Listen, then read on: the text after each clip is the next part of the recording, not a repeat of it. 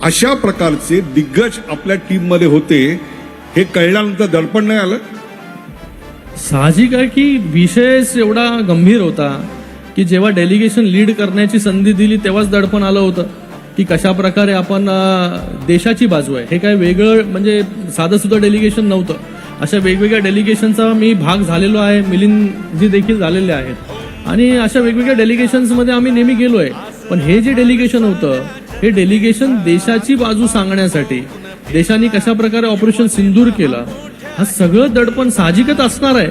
आपल्याला साध्या एका इंटरव्ह्यूसाठी पण दडपण येतं, पण अशा परिस्थितीमध्ये जिथे देशाची बाजू आपल्याला मांडायची आणि त्याच्यामध्ये तुम्हाला डेलिगेशन लीड करायची संधी आपलं सरकार देत आहे, प्रधानमंत्री महोदय देत आहेत आणि माझ्याबरोबर जे मेंबर्स होते त्यांचा अनुभव राजकारणामधला खूप जास्त होता. तर त्यांना देखील माहिती होती की कशा प्रकारे एकाला जेव्हा लीडरशिप सरकार देतं किंवा प्रधानमंत्री महोदय देतात तर त्याला देखील सपोर्ट करण्याचं काम पूर्णपणे आणि वेळोवेळी मार्गदर्शन करण्याचं काम देखील त्यांनी केलं. आणि प्रत्येक मला वाटतं हा पूर्ण 14 दिवसाचा एक प्रवास होता, त्याच्यामध्ये खूप काही शिकण्यासारखं देखील मला मिळालं.